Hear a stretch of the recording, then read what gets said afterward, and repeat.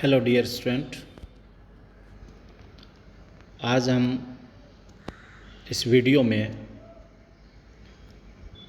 Heterocyclic aromatic compound में 5 membered का chemical property लेने जा रहे हैं।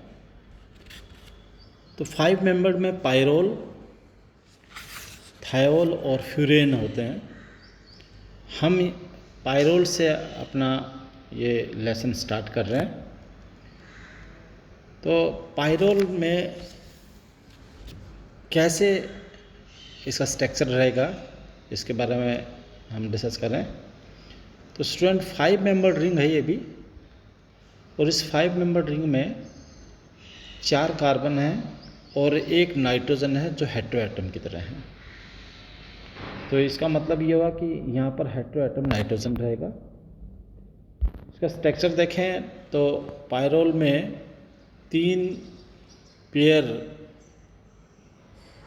पाई इलेक्ट्रॉन्स के होंगे, और 3 पेयर होने के साथ साथ ये साइक्लिक प्लेनर रहेगा, और साइक्लिक प्लेनर होने की वजह से ही इसमें एरोमेटिक करैक्टर डेवलप हो जाते हैं, अर्थात ये हकल रूल फॉलो करने लग जाता है। इसलिए हम इसको कहेंगे कि ये 6 पाई इलेक्ट्रॉन सिस्टम वाला कंपाउंड बन जाता है, और 6 पाई इलेक्ट्रॉन सिस्टम हकल रूल को फॉलो करता है। साइक्लिक प्लेनर होना, ये एरोमेटिसिटी के लिए 2 इम्पोर्टेंट पॉइंट्स होने किसी कंपाउंड में ज़रूरी होते हैं। एरोमेटिक तभी होगा जब उसमें हकल रूल और साइक्लिक प्लेनर हो। तो देखें, ये इसका बॉन्ड फिगर दिखाया हमने। इस डायग्राम को देखकर हम ये भी कह सकते हैं कि एक्चुअल में ये एरोमेटिक कैसे है। और एक स्टूडेंट ध्यान देने वाला एक बात और भी है, पायरोल जो है थायोफीन से कम एरोमेटिक होता है और फ्यूरेन से कुछ ज़्यादा एरोमेटिक होता है। तो उसका रीज़न भी यहाँ पर हम बताने जा रहे हैं। तो उसका स्पेशल रीज़न है इलेक्ट्रोनेगेटिविटी। इलेक्ट्रोनेगेटिविटी ऑक्सीजन की सबसे ज़्यादा है, इसलिए वो सबसे कम एरोमेटिक, इसलिए वो ज़्यादा एरोमेटिक होगा। उसके बाद सबसे कम कौन है, इसका एस का इलेक्ट्रोनेगेटिविटी सबसे कम है, इसलिए ये सबसे कम एरोमेटिक होगा। तो ध्यान दे लें, इसी पॉइंट को आपको समझना है। तो ये जो सीक्वेंस बना है वो आपने को ध्यान देना पड़ेगा। तो इसमें ऑक्सीजन की इलेक्ट्रोनेगेटिविटी ज़्यादा, फिर नाइट्रोजन की, और फिर सल्फर की। तो यही एक सीक्वेंस है, इसका रीज़न बन जाएगा। और इसी टाइप का जो रेजोनेंस स्ट्रक्चर में अगर देखते हैं, रेजोनेंस ये इसको कंप्लीट शो कर देता है। ये भी एरोमेटिसिटी के लिए बहुत इंपॉर्टेंट चीज़ है। यहाँ पर जब रेजोनेंस होगा तो कौन कौन सी पोजीशन पर इलेक्ट्रॉन डेंसिटी ज़्यादा रहेगी वो आप देख पा रहे हैं। 2 और 5 पर इलेक्ट्रॉन डेंसिटी ज़्यादा हो जाएगा। इसका मतलब ये 2 और 5 प्रोडक्ट ज़्यादा इजीली बना सकता है इलेक्ट्रोफिलिक सब्स्टिट्यूशन रिएक्शन के दौरान। अब हम बात करें इनकी केमिकल प्रॉपर्टी, जो कि आज का सबसे इम्पोर्टेंट टॉपिक है। आज के लिए हमारे लिए ये सबसे इम्पोर्टेंट है, एग्जाम पॉइंट ऑफ व्यू से बहुत इम्पोर्टेंट है।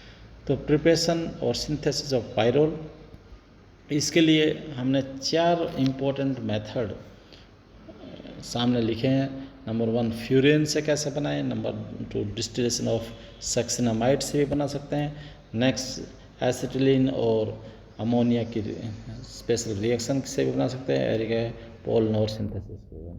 तो इनमें तीनों में से सबसे इम्पोर्टेंट पोलनोर जो बार बार एग्ज़ाम में आता है, वैसे चारों इम्पोर्टेंट हो सकते हैं, लेकिन हमें ये एग्ज़ाम पॉइंट ऑफ व्यू से ध्यान रखना है। नेक्स्ट इसमें देखें, फ्रॉम फ्यूरेन इंडिविजुअल में ले रहा हूँ। फ्यूरेन से कैसे बनाए, तो फ्यूरेन देखें रिएक्शंस में हमने अमोनिया लिया है और एल्यूमिना लिया है। तो इसकी प्रेजेंस में यदि हम हीट करें फ्यूरेन को अमोनिया के साथ, ये पायरोल बना सकते हैं। नेक्स्ट में देखें, फ्रॉम डिस्टिलेशन ऑफ सक्सिनामाइड, तो सक्सिनामाइड का ये जो फॉर्मूला है, इसको जिंक से हम इसको जिंक डस्ट लेकर इसको यहाँ एक तरह से ऑक्सीजन को रिमूव कर देंगे। ऑक्सीजन रिमूव होगा तो ये एक तरह से इसका रिडक्शन हो जाएगा। तो देख पा रहे होंगे आप साथ के साथ यहाँ पर इसमें एरोमेटिक करैक्टर भी डेवलप हो गए हैं और ये इजीली हम ZnO यहाँ बना लेते हैं और पायरोल इसका मेन प्रोडक्ट बन गया है। तो थर्ड कैटेगरी है फ्रॉम एसिटिलीन एंड अमोनिया। तो एसिटिलीन दे रखा है, अमोनिया के साथ इसका रिएक्शन कराएंगे तो इसको साइक्लाइजेशन हो जाता है। रेड हॉट ट्यूब लेंगे अपन, रेड हॉट ट्यूब यहाँ पर देखो सबसे इम्पोर्टेंट प्रेजेंस यहाँ पर रेड हॉट Fe ट्यूब है, आयरन ट्यूब में से इसको पास करते हैं, ये आयरन ट्यूब होगा, इसमें से इसको पास करते हैं।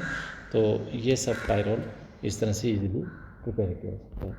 नेक्स्ट है Paal Knorr, this is very important. Paal Knorr में हम यहाँ पर सबसे इम्पोर्टेंट है कि pyrrole derivative are synthesized by treating 1,4-डाइकीटोन विथ प्राइमरी अमीन। 1,4-डाइकीटोन ले रखा है, दिस इज़ 1,4-डाइकीटोन और इसको हमने प्राइमरी अमीन से इसका रिएक्शन कराया, RnH2 से रिएक्शन कराया।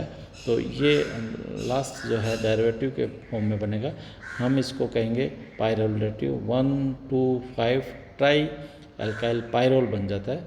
और इसको हम मैकेनिज़्म के साथ भी डिटेल में पढ़ेंगे, तो क्योंकि एग्ज़ाम में तो मैकेनिज़्म भी पूछ सकते हैं, इसलिए आप ये स्पेशल ध्यान दें कि ये जो प्रेजेंस, ये जो प्रिपरेशन मेथड हैं, ये चारों प्रिपरेशन मेथड हमारे सिलेबस के लिए काफ़ी इम्पोर्टेंट है।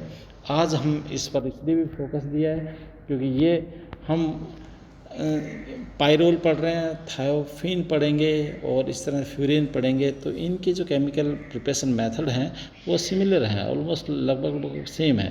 तो इसलिए स्टूडेंट इस पर ज़्यादा फोकस करें और आज इन चारों मेथड को स्पेशल रूप से अपने कॉपी में नोट कर लें। जहाँ तक मैं समझता हूँ कि आपको ये इजी वे से समझ आ जाएगा। तो आज हम बस इतना ही प्रिपरेशन मेथड पर अपना ये लेसन स्टॉप करते हैं। स्टूडेंट मैं समझता हूँ कि आप लोगों की कुछ काफ़ी हद तक समझ में आएगा और समझने की कोशिश भी करेंगे। Thank you.